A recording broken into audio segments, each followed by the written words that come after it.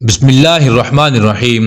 محترم ناظرین، بہت پرانی بات ہے، ایک شہر جس کا نام عادل آباد تھا، اس میں ایک بہت مالدار دکاندار رہتا تھا۔ دور دور کے ملکوں سے اس کا لین دین تھا۔ اپنے دیش میں جو اچھا کپڑا بنتا تھا وہ یہاں سے دوسرے ملکوں کو بھیجا کرتا اور وہاں سے طرح طرح کی چیزیں منگوا کر یہاں بیچتا۔ خدا نے اس کے کام میں بڑی برکت دی، اس کا کاروبار دن بدن بڑھتا ہی چلا گیا اور اس کے پاس اتنی دولت ہو گئی کہ کچھ حساب شمار نہ تھا۔ ڈیوڑی پر ایک ہی بجائے دو ہاتھی جھومنے لگے۔ گھوڑوں کی تو گنتی ہی نہ تھی، لیکن ایک بڑا ہی نایاب گھوڑا تھا جو اس نے بہت سے دام دے کر 1 ارب سے خریدا تھا۔ دکاندار اسے بہت پیار کرتا تھا اور اس کا نام اس نے سبق سیر رکھا تھا۔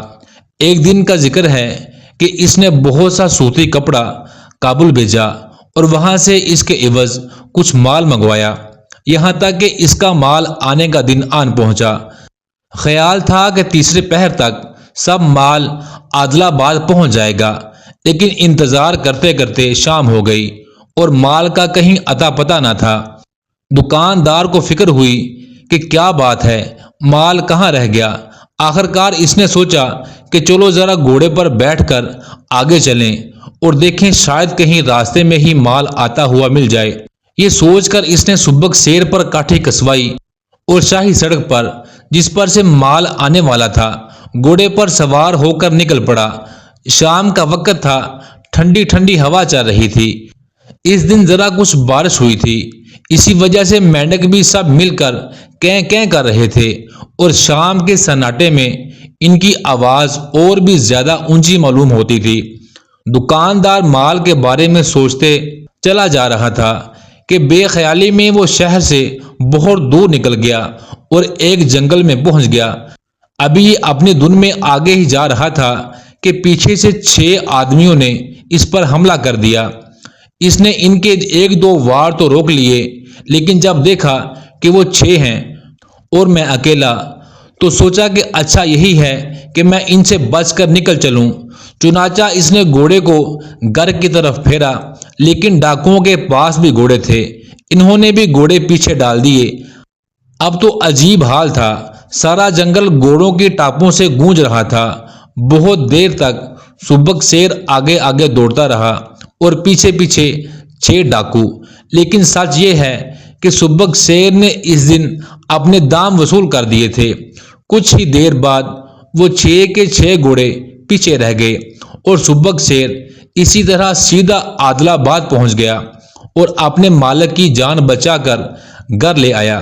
پہنچنے کو تو سبق سیر گھر پہنچ گیا، مگر بدن پر اس قدر پسینہ آیا تھا کہ جیسے جاگ معلوم ہو۔ کچھ ہی دنوں بعد پتہ چلا کہ اس نے بھاگتے ہوئے اتنا زور لگایا تھا کہ بیچارے کی ٹانگیں بیکار ہو گئی۔ اس کے بعد اگلے کچھ دنوں میں اس غریب کی آنکھیں بھی جاتی رہی، لیکن دکاندار کو سبق سیر کا احسان یاد تھا۔ وہ خوب سمجھتا تھا کہ سبق سیر نہ ہوتا تو اس روز اس کی جان گئی تھی۔ چنانچہ اس نے حکم دیا جب تک سبق سیر زندہ رہے اسے روز صبح شام 6 سیر دانہ دیا جائے اور کوئی کام اس سے نہ لیا جائے۔ یہ مالک کا حکم تھا۔ دانہ برابر دیا جانے لگا، لیکن جب کچھ دن گزرے تو دکاندار نے کہا 6 سیر دانہ بہت ہوتا ہے، 4 سیر کر دو۔ آج سے سبق سیر کو 4 سیر دانہ دیا جانے لگا۔ سائی نے کہا حضور بہت اچھا۔ چنانچہ 4 سیر دانہ دیا جانے لگا۔ کچھ دن اور گزرے، دکاندار کو خیال آیا کہ یہ سبق سیر تو بیکار ہی کھڑا رہتا ہے، بس 3 سیر دانہ بہت ہے۔ چنانچہ اس نے حکم دیا کہ اب سے سبق سیر کو 3 سیر دانہ دیا جائے۔ چند سال اور گزر گئے۔ سبق سیر جوان تھا، اس لیے بلا جلدی کیسے مر جاتا۔ ایک دن دکاندار بولا اس سبق سیر کو دانے کی ایسی کیا ضرورت ہے، یہ تو ہمیشہ کھڑا ہی رہتا ہے، بس 1 سیر دانہ دیا کرو۔ اس کے بعد سبق سیر کو 1 سیر دانہ دیا جانے لگا۔ پھر کچھ عرصہ اور گزر گیا۔ سبق سیر بیچارہ کھانے کی کمزوری کی وجہ سے بہت دبلا ہو گیا تھا۔ اب وہ پہلی سی بات کہاں رہی تھی، شکل صورت بھی ویسی نہ رہی۔ ایک بار پھر دکاندار نے سبک شیر کو دیکھا تو کہا، یہ سبک شیر کو خواہ مخواہ کیوں کھڑے کھڑے دانا دیا جائے، کوئی خریدے تو بیچ ہی ڈالے۔ مگر بیچارے لنگڑے لولے اندھے سبک شیر کو کون پوچھتا تھا، کسی نے دام نہ لگایا۔ آخرکار تنگ آ کر دکاندار نے کہا، یہ کمبخت تو اب کھانے کا ہی ہے، اسے بس ہانک دو اور یہاں سے نکال باہر کرو۔ سائی نے سبک شیر کو کھول دیا، لیکن سبک شیر جگہ سے نہ ہٹا، بہت ہانکا لیکن وہ اپنی جگہ اڑا رہا۔ سائی نے چابک لیا اور اسے مارنے لگا۔ چابک کے وار سے سبک شیر کچھ کھسمسایا لیکن پھر کھڑا ہو گیا۔ سائی نے پھر چابک مارا۔ سائی نے اسی طرح مار مار کر اس بیچارے کو باہر نکال دیا۔ سبک شیر کے دل میں خدا جانے کیا گزری ہو گئی۔ دوپہر کا نکلا، شام تک وہیں سر جھکائے ہوئے دروازے کے سامنے کھڑا رہا۔ رات ہوئی تو وہیں سڑک کے کنارے بیٹھ گیا۔ رات کو خوب بارش ہوئی، اولے پڑے، لیکن کسی نے اسے اندر نہ آنے دیا۔ بیچارہ سبک شیر امید لگائے وہیں کھڑا رہا، تھک جاتا تو بیٹھ جاتا، پھر کھڑا ہو جاتا۔ گھر کے اندر سے ذرا ساری آواز آتی تو اس کے کان کھڑے ہو جاتے، شاید کوئی آئے اور دروازہ کھول کر مجھے اندر لے جائے، مگر سب بے حس ہو چکے تھے۔ آخر صبح ہوئی تو بھوک کے مارے بیچارہ سبک شیر بے تاب ہو گیا اور صبر شکر کر کے وہاں سے چل کھڑا ہوا۔ دل میں سوچا کہ خدا بھلا کرے تمہارا، میں نے تمہارے ساتھ کیا کیا اور تم نے میرے ساتھ کیا کیا۔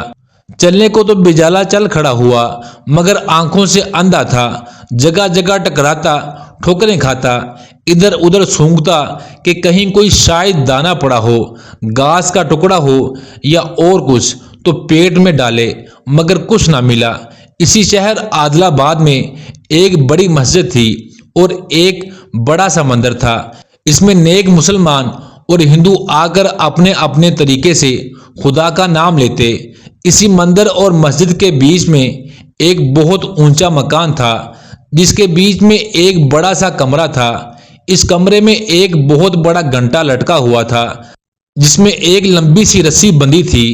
اس گھر کا دروازہ دن رات کھلا رہتا تھا۔ شہر عادل آباد میں جب کوئی کسی پر ظلم کرتا یا کسی کا مال دبا لیتا یا کسی کا حق مار لیتا تو وہ اس گھر میں جاتا، رسی کو پکڑ کر کھینچتا تو یہ گھنٹا اس زور سے بجتا کہ سارے شہر کو خبر ہو جاتی۔ گھنٹے کے بجتے ہی شہر کے اچھے اچھے مسلمان اور ہندو وہاں آ جاتے اور فریادی کی فریاد سن کر اس کا انتظام کرتے۔ اتفاق کی بات ہے کہ سبک شیر رات بھر مارا مرا پھرا اور صبح ہوتے ہی اس گھر کے دروازے پر جا پہنچا۔ دروازے پر جو کچھ روک ٹوک نہ تھی تو یہ سیدھا گھر میں گھس گیا۔ بیچ میں رسی لٹک رہی تھی۔ سبک شیر جو غریب اندھا ہو چکا تھا، مارے بھوک کے ہر چیز پر منہ چلاتا اور ٹکرے مارتا۔ چنانچہ بھوک کی وجہ سے وہ رسی کو ہی چبانے لگا اور رسی چبانے میں ذرا جو کھینچی تو گھنٹا بجنے لگا۔ مسلمان اپنی مسجد میں نماز کے لیے جمع تھے، پجاری مندر میں جا کر پوجا کر رہے تھے۔ گھنٹے کی آواز سن کر سب چونک پڑے۔ مسلمان مسجد سے نکل پڑے اور ہندو مندر سے نکل پڑے۔ سب کے سب وہ اس گھر کی طرف لپکے اور اس گھر میں آ کر جمع ہو گئے۔ سب حیران ہو کر دیکھ رہے تھے کہ گھر کے بیچ میں سبک شیر کھڑا ہے۔ لوگوں نے پوچھا، یہ اندھا گھوڑا کس کا ہے؟ انہی لوگوں میں سے کسی نے بتایا کہ یہ اس تاجر کا گھوڑا ہے جس کی اس نے جان بچائی تھی۔ پوچھنے پر معلوم ہوا اب تاجر نے اسے گھر سے نکال دیا ہے۔ لوگوں نے تاجر کو بلوایا۔ سب کی عجیب حالت تھی۔ ایک طرف اندھا گھوڑا کھڑا تھا، اس کی زبان نہ تھی جو شکایت کرتا۔ دوسری طرف تاجر کھڑا تھا، لیکن سب جانتے تھے کہ معاملہ کیا ہے اور سب سے زیادہ یہ تاجر خود جانتا تھا۔ شرم کے مارے آنکھیں جھکا کر کھڑا رہا۔ فیصلہ کرنے والے لوگوں نے کہا کہ تم نے اچھا نہیں کیا، اس گھوڑے نے تمہاری جان بچائی اور تمہاری جان بچاتے بچاتے اسی میں اندھا ہوا اور لنگڑا ہوا، اور تم نے اس کے ساتھ کیا کیا؟ نیکی کا صلہ ایسے دیا جاتا ہے، تم آدمی ہو یا جانور، آدمی سے اچھا تو یہ جانور ہی رہا۔